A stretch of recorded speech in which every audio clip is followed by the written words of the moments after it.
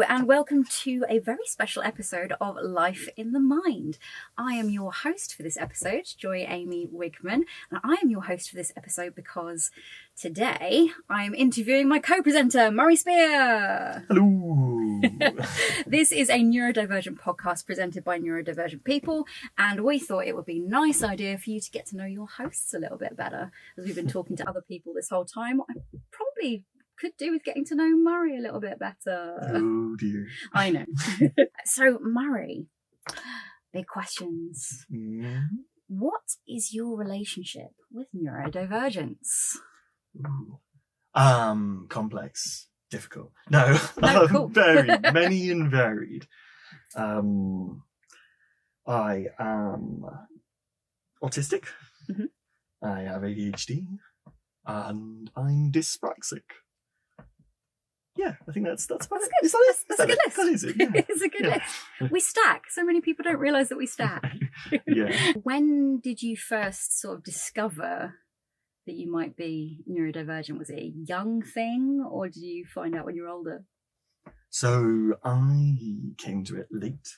Well, apart from the dyspraxia. Mm-hmm. The dyspraxia was just kind of a taken baseline from very young. Of just, Murray, why are your elbows over there? So you don't need to be carrying that mug with your elbow by your ear. Well, somehow that's happening. And watching me ladle soup out of a bowl, it's just like I'm kind of at this weird angle where some reason it's like elbow is above the ladle, Mm-hmm. and I'm just going whoop, and yeah.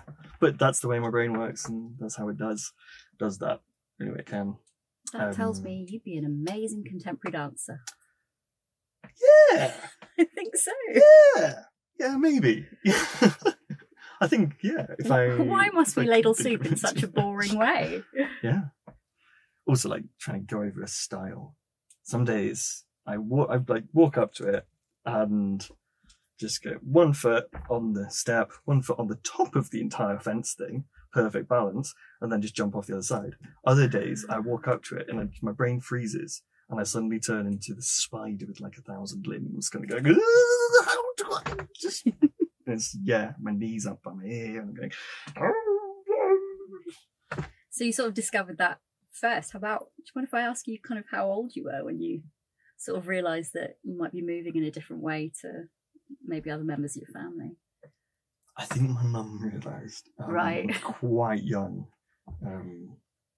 because I think my granddad, we kind of always posited that my granddad was probably dyspraxic, and then my mum or my uncle were, and I just took on those traits of, I just kind of was replicating those traits of, you write in an interesting way, you just sometimes do things, you move interestingly, but yeah. It wasn't until much later that I then found out about the other two aspects, feathers to the cap. Right. Neurodivergence. So was it a sort of, was there kind of a moment when you made this realisation, or was it like a slow burn that kind of trickled for you? So I found out that I was autistic properly, as in like I had the actual diagnosis when I was 25, back in 2017. Showing your age there, Murray. And it was, I think that was a really strange process of like complex process for me, because I'd come to that after, try and cut a long story short type of thing, long period of being on various different mental health medications that were kind of zombifying me quite a lot. So I was only partly myself. Quite interesting. Very little memory of that time now. But I, long story short, came off all of those at one point, or like there was a point where I took myself, which I would not recommend. Don't do that. No, don't try that at home, listeners. Psychiatrists are there for a reason. But yeah, it was after that I had this slow burn process of kind of coming back to myself. And I suddenly got the ability to read again. I read a book in a day for the first time since I was like 12, which for me used to be a very baseline thing. It's not anymore, because ADHD brain means like, ooh, but there's words further down the page I want to read. Oh, but that's not the order with which they work. But there was this, it was over a period of a summer. I kind of worked out that I was coming back to myself. I got more of my brain back. And I went to university as well. I got myself into a place and keep on clearing via a personal statement thing, because I was so far removed from the age of my grades that they were useless by that point.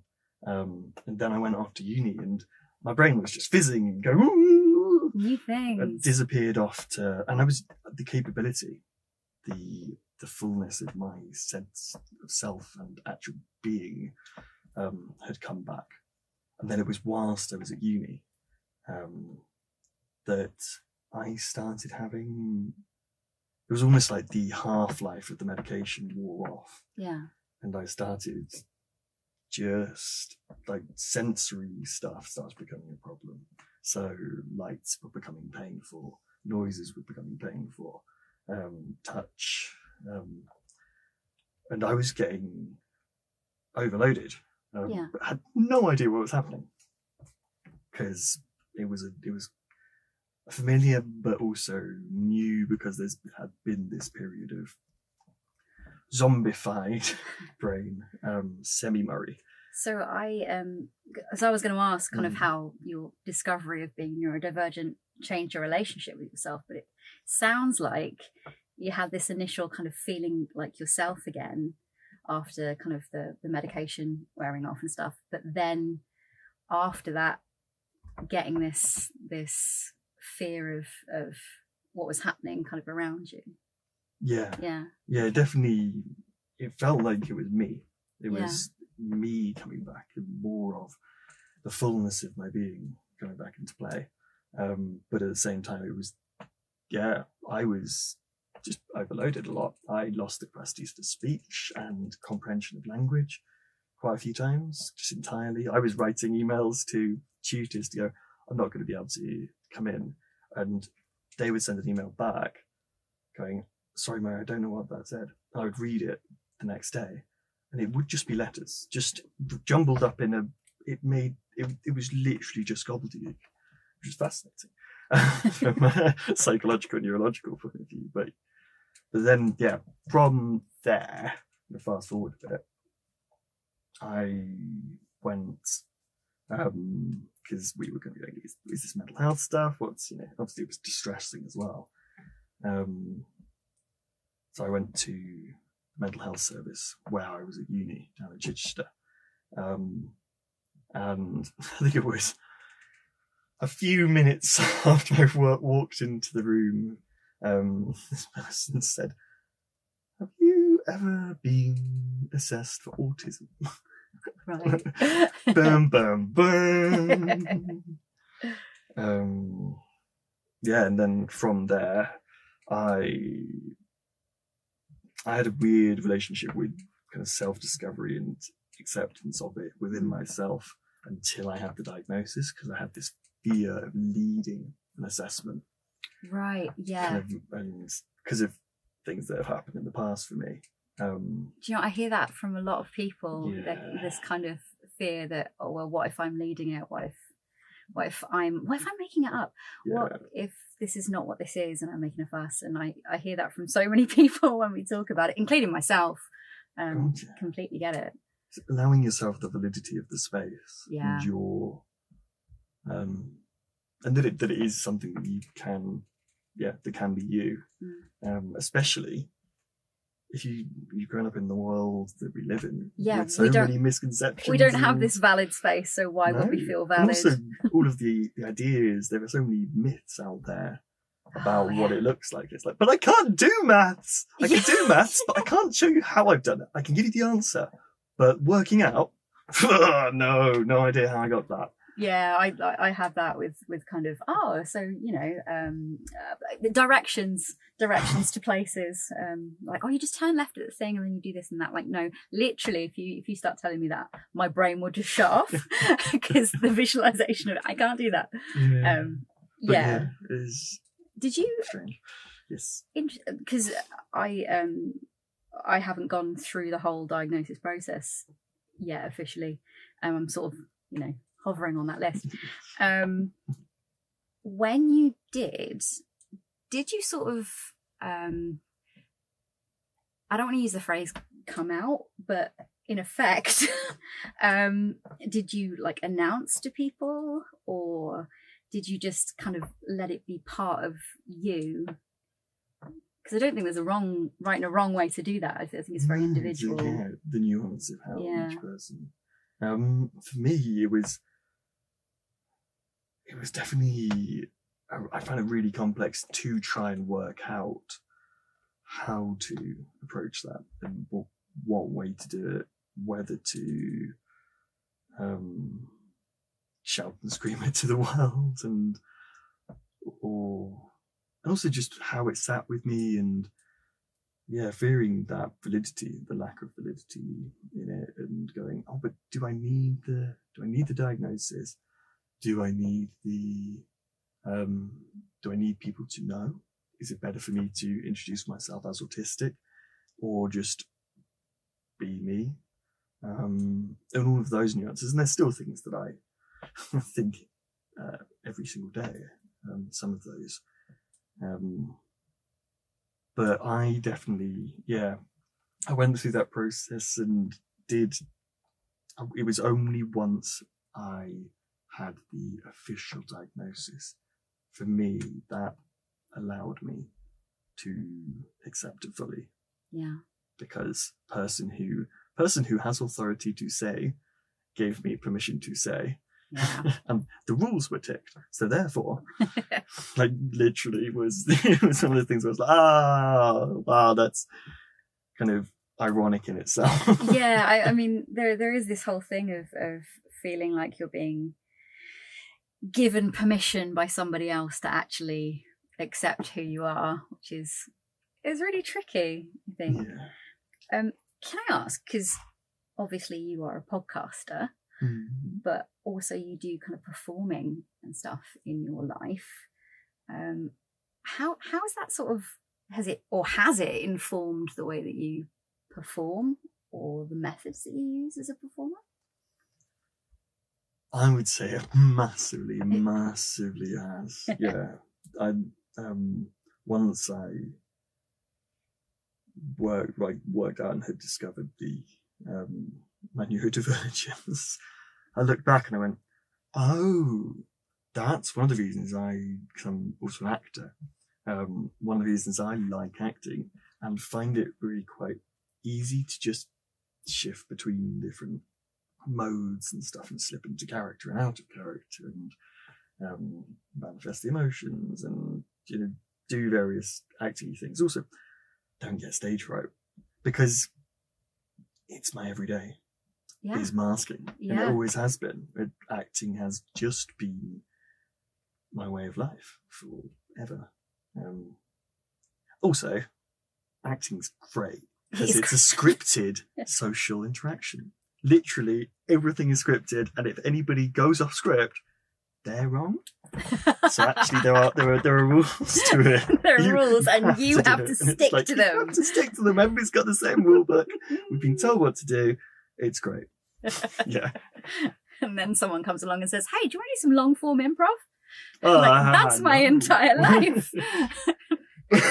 Actually, I hate that.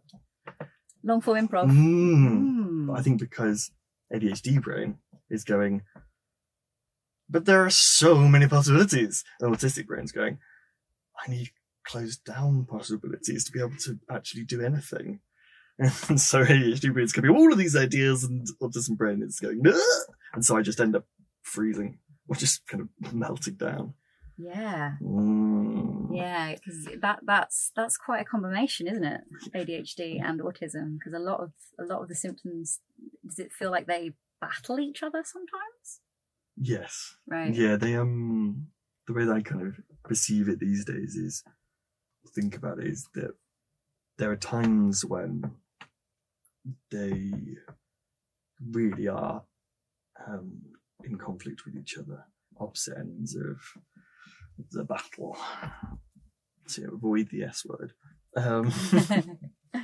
And so, for example, my the autistic part of my brain wanting routine and plans, a framework, but ADHD brain really not liking to be suffocated by it, and feeling quite trapped by it. So I found like a middle ground of, I have a framework of a plan, and then can kind of an options of what I can do. So you operate within the options. Yes, nice. Exactly. So I've got that freedom and that spontaneity, but within. It's like going on holiday.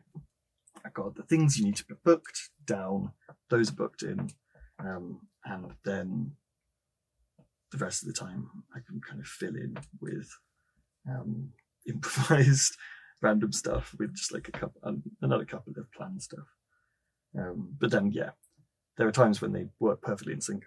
And actually, it's like I'm operating at 110% capacity of human brainness, because my brain's moving really, really quickly, but also being able to hold loads and loads of information. Yeah. And so I'm just like, bah! Yeah. So sort of looking back, now that you know what you know about your neurodivergence and stuff, do you think there might have been a reason why it wasn't caught earlier, or? Yeah, I think I think it was actually said in my assessment day thing, because I ended up going private for my assessment. I was very lucky to be able to actually afford that with the help of lots of family members. But I think they mentioned it there that I have a classically female presentation of autism, which is it's a fascinating thing in itself. But I mean, I found a brilliant graphic when I was kind of going through that process about these traits in female autism, and I looked at it. And it is really kind of, a lot of it is the stuff that is me, but of course I am male presenting, and was socialized as male, but a lot of the things in this graphic, and we can share that if we want to. Well, not. I mean, it's not one we recommend, so that might not make sense. But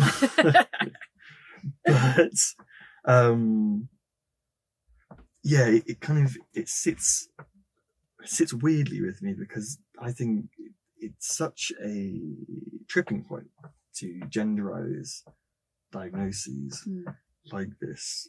Partly because a lot of it, in my mind, are socialized things. Yeah. So, for example, to buy into the gender binary, because of his history, using it a historical concept, women have historically been. It's more expected for them to be quiet, seen and not heard, all of that nonsense. Behave yourself. Yeah. Act a certain way when there are boys around. And for if you think of like men doing computery jobs and jobs with numbers, or jobs that required you to sit by yourself and press a lot of information, or various different things that were just diligent, hardworking type of thing. You're diligent and you're hardworking and you're very good at keeping the time, keep going, type of thing. It's like, oh, and then you correlate that. I mean, obviously this is a Murray theory, but you correlate that with, oh, autism exists more in men. Those two things, and you go, does it, or is it just because you're expecting them to be quiet and not, not be sociable in certain ways, or the things that are expected? And then you can bring in with ADHD as well, very much so, and actually dyscalculia, dyslexia, and dyspraxia in the same way. So by just focusing on what are typically in bunny ears male traits, like it feels like things are being lost. Yeah. By putting any genderizing on it, I think you're losing some of the social, and actually it's dangerous. It's really dangerous, because actually it doesn't need to exist. It's just treat each being as each being in these kind of neurological ways, because of course there are biological nuances and all of these things that we're all individuals, but we are all individuals. We're all individuals. Yeah, I think that's probably a good place to sort of wrap up on. We are all individuals, because that's sort of what this podcast is about, isn't it? Validating everyone's individual voices rather than clumping us all into a big old group. Well, thank you for chatting with us, Murray. I'm looking forward to having you back on this side of the table with me, because it's a lot more useful for me to have a bit of help when I'm presenting. Okay, folks, that's it for this episode. You can follow us on Instagram at life.inthemind. Our other socials are linked in our bio. Don't forget to like, subscribe, and comment. See you next time.